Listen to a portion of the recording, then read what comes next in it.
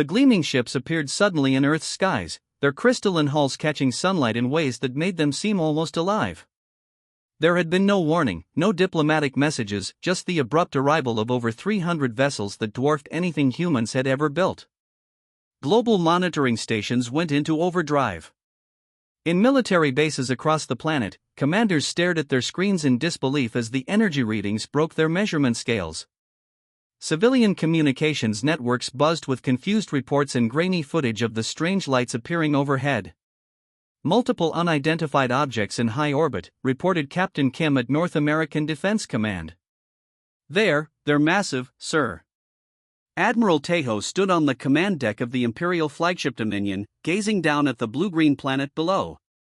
His tall frame and the subtle ridge marking his forehead distinguished him from the human species he now observed. This was routine for him, another primitive world to add to the Empire's collection. "Begin standard contact protocol," he ordered, his voice carrying the distinctive melodic quality of the Empire's dominant species. "Broadcast the terms in all their detectable communication frequencies." Screens across Earth flickered as the Empire's message appeared, translated into 12 major human languages. "People of Earth. You now exist within territory claimed by the Galactic Empire. Your planet has been selected for integration. You have one standard galactic cycle to prepare your leadership for the formal surrender ceremony. Resistance will result in standard pacification measures. This is not negotiable." In the United Earth Government Emergency Chamber, representatives from every nation gathered in stunned silence. The chamber, buried deep beneath Geneva, had never been used before this day. "Is this some kind of joke?" asked the Brazilian representative. "Some kind of test?" The UEG Secretary General shook her head. "Our orbital platforms confirm these are not Earth vessels. This is happening." What the Imperial forces didn't detect were the hidden observation posts humanity had maintained throughout nearby star systems for the past 40 years. Since discovering faster-than-light travel, Earth had sent small, undetectable probes to monitor galactic affairs while keeping their own advancements secret. In a secure facility beneath the Antarctic ice, Dr. Park and his team had been watching the Empire's expansion for decades. "They've finally found us," Park said, looking at the holographic display showing the Imperial fleet's position. "Exactly as we predicted." He pressed his palm against a scanner, authorizing the activation of Earth's hidden defenses. Throughout the solar system, stealth platforms powered up, remaining invisible to Imperial scanners. On the Dominion, Admiral Tejo received reports about the planet below. Primitive nuclear fission technology, early space exploration capabilities, internal combustion engines still widely used, an officer reported. "Standard Class 3 civilization, Admiral. No significant threat." Tejo nodded, having expected this. "Any response to our message?" "Their global communication networks show widespread panic. Their military vessels are mobilizing, but nothing that could reach our position." "Predictable," said Tejo with a slight smile. "Prepare the demonstration strike. Target their largest uninhabited landmass, the northern polar region. A small taste of our capabilities should accelerate their decision." Meanwhile, in bunkers and command centers worldwide, humanity enacted plans decades in the making. The public face was one of confusion and fear, exactly what the Empire expected. But beneath that carefully crafted appearance, Earth's true defenses were awakening. In the Antarctic facility, Dr. Park opened a secure line to the UEG Council. "Operation Sleeping Giant is active. All quantum shields are online but masked. Gravitational defense grid is powered and ready. Our response teams are in position." The UEG Secretary General nodded. "And they have no idea?" "None," Park confirmed. "Their scans show exactly what we want them to see, a frightened, primitive world with no significant defensive capabilities. They're following the same pattern they've used on dozens of other worlds." "How long until they attempt a demonstration strike?" "Based on previous encounters we've observed, less than 6 hours. They believe fear will make us surrender quickly." The Secretary General's expression hardened. "Then we continue as planned. Maintain the appearance of panic and disorganization. Let them believe we're scrambling for a response. As darkness fell across many parts of Earth, millions looked up at the night sky where the Imperial ships now outshone the stars. They didn't know that humanity's apparent vulnerability was carefully constructed, a trap decades in the making. Admiral Tejo, watching Earth's reactions through the Empire's monitoring systems, felt only the calm satisfaction of routine conquest. Another world that would soon join the thousands already under Imperial control. Neither he nor his fleet suspected that this primitive planet had been waiting for them, studying them, and preparing a response unlike anything the Empire had ever encountered. The world watched in fear as the alien ships hovered above Earth. News channels showed people running to stores for supplies, praying in churches, or huddled around televisions. But this panic was mostly for show. Deep beneath Mount Fuji, Commander Jaiwo sat at the central command table of Earth's defense initiative. The circular room glowed with blue light from dozens of holographic displays. Officers from every major military power worked quietly at their stations. Protocol Thunderbolt is now active, announced Jaiwo, her voice calm and steady. All sectors report status. One by one, regional commanders confirmed their readiness. Years of secret drills had prepared them for this moment. North America, ready. Europe, all systems green. Pacific Rim, standing by. African Command, fully operational. On the main screen, a three-dimensional map of Earth showed hundreds of hidden defense points activating. None were visible to the Imperial ships above. What's the status of Luna Base? Asked Jaiwo. A young lieutenant looked up from his console. All quantum platforms are powered and awaiting deployment orders. The Empire still shows no sign of detecting them. Jaiwo nodded. Good. And our public response? The United Earth government is broadcasting emergency meetings. They appear to be arguing about whether to surrender. Our actors are very convincing. Meanwhile, in orbit, Admiral Tejo watched Earth's apparent chaos with growing impatience. His second-in-command, Captain Doyen, approached with a report. "The humans are still debating our terms," said Doyen. "Their military forces are scrambling but disorganized. Many of their leaders appear to favor immediate surrender, while others want to fight." Tejo frowned. "They waste our time. Prepare a demonstration strike on their northern polar region. Nothing that would harm their population centers, just enough to show our capabilities." "Yes, Admiral." As the Imperial weapons officers targeted Earth's Arctic region, they remained unaware of the quantum sensors tracking their every move. In the Mount Fuji command center, a warning flashed across the main display. "They're charging weapons," reported the tactical officer. "Target appears to be the Arctic Circle." Jaiwo remained calm. "Right on schedule. Prepare gravitational defense grid, sections 12 through 18. Keep it invisible until impact." Across the command center, technicians activated Earth's most advanced technology. Developed in secret over decades, the gravity manipulation system could bend space itself around the planet. On the Imperial flagship, Admiral Tejo gave the order. Fire. A brilliant beam of energy shot from the Dominion toward Earth's surface. The weapons officer reported, "Direct hit on target. Impact in 3, 2, 1. But instead of the expected explosion, the beam simply vanished before reaching the surface. "What happened?" demanded Tejo. "Report." The weapons officer checked his instruments in confusion. "The beam, it's gone, sir. No impact detected." "Impossible." "Fire again, full power." The second beam fired, brighter than the first. Again, it disappeared before reaching Earth's surface. In the Mount Fuji command center, quiet cheers broke out as the screens showed the Imperial weapons failing. "Gravity fields functioning perfectly," reported the defense systems officer. "Their energy beams are being redirected into subspace." Jaiwo allowed herself a small smile. "Now for Phase 2. Bring the lunar platforms online, but keep them cloaked." On the far side of the moon, massive structures that had been hidden for years began to rise from the lunar surface. These platforms, connected through quantum entanglement, could coordinate defensive measures across the entire Earth-Moon system.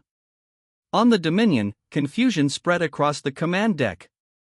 Engineers checked and rechecked their systems, finding no malfunction. "Something is blocking our weapons," Captain Doyen finally reported. "There appears to be some kind of field around the planet." Admiral Tejo's eyes narrowed. "Impossible. Their technology level doesn't allow for energy shields of any kind."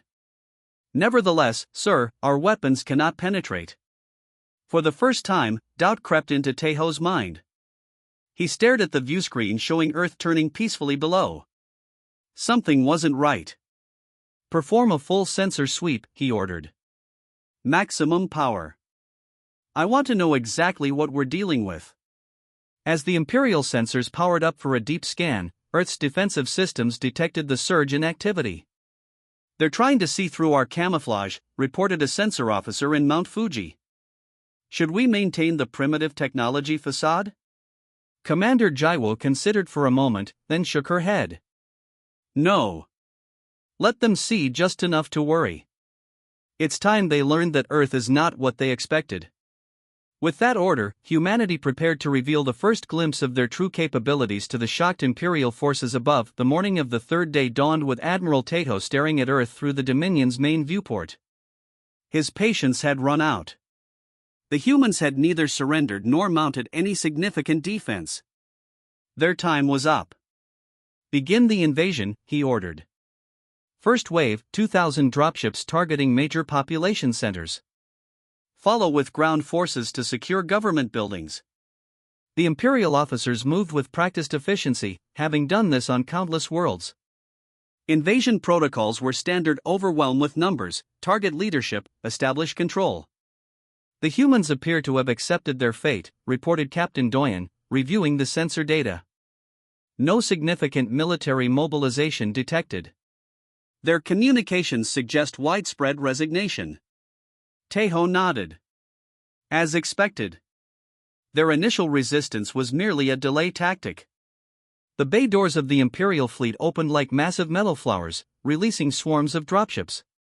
Each sleek vessel carried 50 soldiers and could penetrate any known planetary defense. They descended toward Earth in perfect formation, their hulls glowing red as they hit the atmosphere. In Mount Fuji Command Center, Commander Jaiwo watched the invasion unfold on the central display. The room was quiet, tense but ready. "They've committed their forces," she said. "All defense grid commanders, you have authorization. Protocol Thunderbolt is now fully active." Around the planet, hidden systems powered up to full capacity. The gravity manipulation fields, previously used passively to block weapons fire, now shifted to offensive capability. The first sign of trouble for the Imperial forces came halfway through atmospheric entry. Dropship pilots reported sudden, impossible shifts in gravitational forces. Ships that had been flying in tight formation were suddenly pulled in different directions. "Something's wrong," shouted one Imperial pilot as his ship was yanked sideways. "The gravity is." His transmission cut off as his dropship was compressed by a focused gravitational field until it imploded. Similar scenes played out across Earth's skies. Hundreds of dropships were caught in targeted gravity wells that crushed them, tore them apart, or sent them spinning back into space. On the Dominion, alarms blared as reports flooded in. "We've lost contact with 40% of the first wave," reported a shocked communications officer. "Wait, 60%, 80%. Admiral Tejo gripped the command rail. "What's happening down there?" "Unknown technology, sir. It appears to be some form of gravity manipulation, but far beyond anything in our records." Before Tejo could respond, new alerts sounded. From Earth's moon, previously undetected installations emerged, shedding their camouflage. Dozens of platforms rose from the lunar surface, each orienting toward the Imperial fleet. "Lunar installations detected," shouted the sensor officer. "Energy buildup, massive energy buildup." Beams of blue-white light shot from the lunar platforms, connecting in a complex web before striking the Imperial ships. Where the beams touched, Imperial shields flared and died, bypassed as if they weren't there. "Quantum-phased energy weapons," gasped Captain Doyen. That's impossible for their technological level. 3 Imperial cruisers exploded almost simultaneously as the beams cut through their hulls. The remaining dropships, trying to retreat, were caught in Earth's defensive grid and destroyed. In the Mount Fuji Command Center, Commander Jaiwu stood before a communications array. "Open a channel to the Imperial flagship," she ordered. On the Dominion, Admiral Tejo watched in shock as a human woman appeared on his viewscreen. Her calm expression contrasted sharply with the chaos around him. "Admiral Tejo," said Commander Jaiwu. "I am Commander Jaiwu of Earth's Defense Initiative. It seems we need to correct some misunderstandings." Tejo struggled to maintain his composure. "What trickery is this? Your world should not possess such technology." "That was by design," replied Jaiwu. "We've studied your empire for generations. When we developed faster-than-light travel 70 years ago, we chose not to announce ourselves. Instead, we watched as you conquered world after world." She paused as another Imperial ship exploded in the background. "We know your technological limitations. We chose isolation not from weakness, but because we rejected your methods. This is your only warning. Leave our system now." Tejo's face twisted with rage. "You dare threaten the Empire? We have conquered thousands of worlds. And yet you've never encountered one like Earth," said Jaiwu. "We've just demonstrated a fraction of our capabilities. The next demonstration will target your command ships." To emphasize her point, a lunar platform fired a precision beam that sliced cleanly through the Dominion's secondary command tower, cutting it off like a surgeon removing a limb. For the first time in his career, Admiral Tejo felt genuine fear as he realized the truth: Earth was not a primitive world ripe for conquest. It was a trap. The bridge of the Dominion fell silent after Commander Jaiwu's transmission ended. Admiral Tejo stood motionless, his face tight with rage. Around him, officers waited nervously for orders. "Admiral," Captain Doyen said quietly, "perhaps we should consider a strategic withdrawal to reassess." "No." Tejo slammed his fist on the command console. "This is one planet. One. We are the Galactic Empire. We do not retreat from primitives who got lucky with a few technological tricks." He turned to his tactical officer. "Bring in the reserve fleets. All of them. Every ship in the sector." "Sir, that's over 2,000 vessels," the officer replied, shocked. "Exactly." Tejo's eyes gleamed with determination. "Their defenses may be surprisingly strong, but they cannot stand against the full might of the Empire. No planetary defense has ever withstood such force." Throughout the system, Imperial reinforcements began to arrive. Warships of all sizes emerged from faster-than-light travel, forming attack groups around Earth and its moon. In the Mount Fuji Command Center, the tactical display lit up with new enemy contacts. "He's called in everything he has," Commander Jaiwu observed. "Exactly as we expected." She turned to her communications officer. "Contact Captain Miho. Tell him to prepare the strike teams." Deep beneath the Pacific Ocean, in a facility unknown even to most world governments, Captain Miho and his special forces prepared for deployment. Each soldier wore a tight-fitting black suit embedded with quantum entanglement technology. "Teams ready?" Miho asked, looking at the 6 squads assembled before him. The squad leaders nodded. These weren't ordinary soldiers. Each had undergone years of specialized training and genetic optimization. "Our targets are the command ships," Miho explained, pointing to holographic displays of Imperial vessels. "We'll appear directly on their bridges. Remember, we want Tejo alive if possible." Above Earth, the Imperial fleet began its massive attack. Thousands of energy weapons fired simultaneously, creating a dazzling light show visible from the planet's surface. But Earth was ready. From hidden silos across the planet, sleek missiles launched toward the Imperial Armada. They were small, barely detectable, and didn't appear to carry explosive payloads. "What are those?" an Imperial sensor operator asked as the first missiles approached. "They don't register as nuclear or antimatter weapons." Before anyone could answer, the first missile detonated near an Imperial cruiser. Instead of an explosion, a small, perfectly spherical darkness appeared. The cruiser, caught in its edge, seemed to stretch and distort before being pulled apart into increasingly thin strands of metal. Gravitational singularity, screamed the science officer on the Dominion. They've weaponized black holes. Across the fleet, similar scenes unfolded. The human missiles created temporary, controlled singularities that tore apart Imperial ships before collapsing safely back into normal space. Admiral Tejo watched in horror as dozens, then hundreds of his ships were destroyed. Impossible, he whispered. This technology should be millennia beyond them. Suddenly, alarms blared on the Dominion's bridge. Intruder alert! We have humans on board, a security officer shouted. Before anyone could react, 6 black-clad figures materialized directly on the bridge. They moved with incredible speed, disabling Imperial officers with targeted stun weapons. Captain Miho approached Admiral Tejo, who reached for his sidearm. I wouldn't, Miho said calmly, aiming his weapon at the Admiral's chest. Your fleet is being dismantled as we speak. Similar scenes played out across 20 other Imperial command ships. Human strike teams appeared from nowhere, bypassing all security systems through quantum teleportation. Meanwhile, Earth's Cyber Warfare Division launched their attack. Having studied Imperial communication protocols for decades, they injected precisely crafted code into the fleet's coordination network.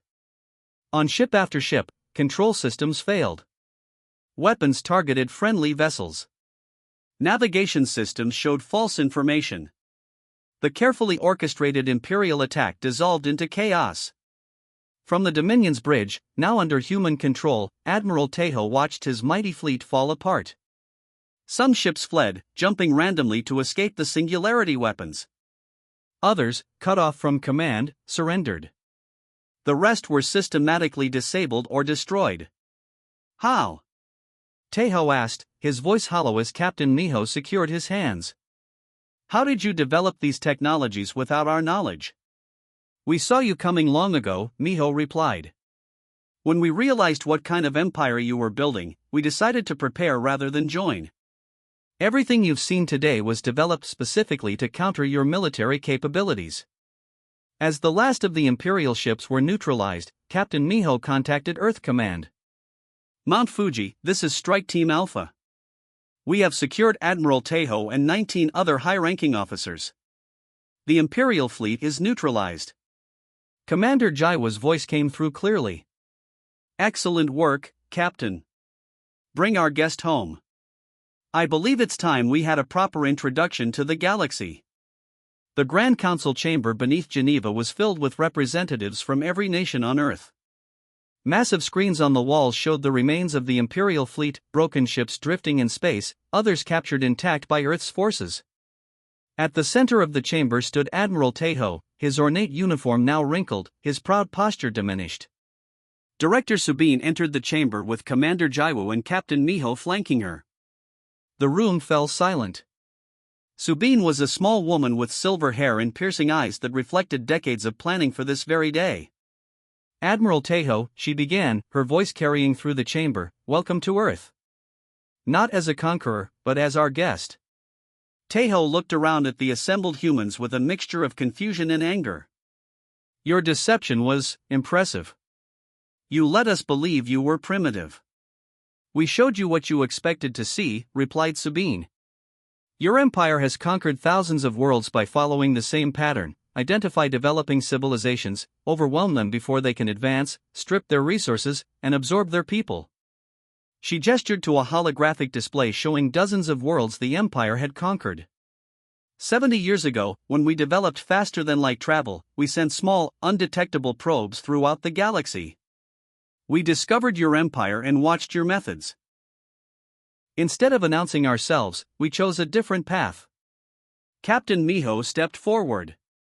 We developed technologies specifically designed to counter your military capabilities. Every weapon we use today was created based on our understanding of your weaknesses. Admiral Tejo's eyes widened. You've been preparing for us for decades. Yes, said Commander Jaiwu. While maintaining the appearance of a pre-spacefaring civilization. Director Sabine touched a control panel, and the chamber's ceiling became transparent, revealing the night sky where the few remaining Imperial ships were visible as bright points of light.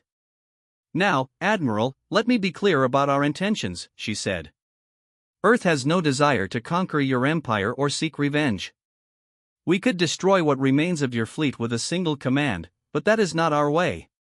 Tejo studied her face, searching for deception.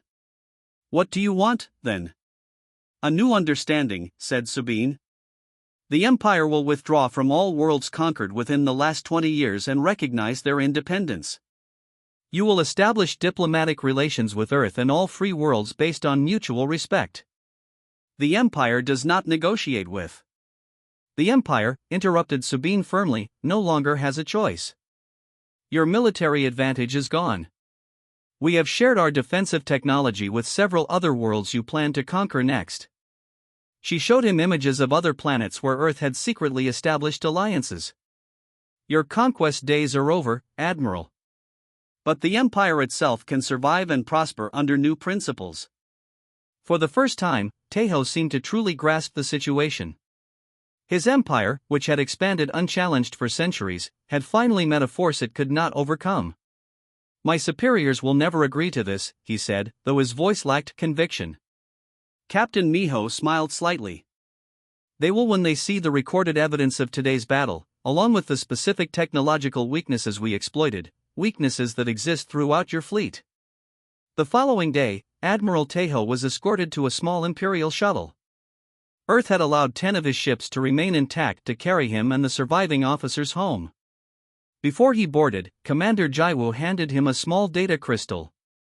"This contains our terms, along with proof of our capabilities. It also includes communication protocols for establishing diplomatic relations." Tejo took the crystal, studying it briefly. "You could have destroyed us completely. Why didn't you?" "Because that's the difference between us," replied Jaiwu. "You conquer. We protect." As the Imperial shuttle departed Earth, news of the battle spread across the galaxy. On hundreds of worlds under Imperial control, people heard whispered stories of the mysterious human world that had stood against the Empire and won. On recently conquered planets, resistance movements gained new hope. On worlds that feared they would be next on the Empire's list, people looked to the skies with relief rather than dread. In the months that followed, Imperial forces withdrew from dozens of planets. Diplomatic channels opened between Earth and the Empire. Other independent worlds sought alliances with humanity, impressed by both their technology and their restraint. The galaxy began to change, moving away from conquest toward cooperation. And throughout it all, Earth maintained its vigilance, watching from the shadows, ready to defend freedom wherever it was threatened. Humanity had revealed itself not as another victim to be conquered, but as the silent guardian of a new galactic order, one built on respect rather than domination, on cooperation rather than subjugation. The Empire had learned its lesson. The rest of the galaxy took note: underestimate humans at your peril.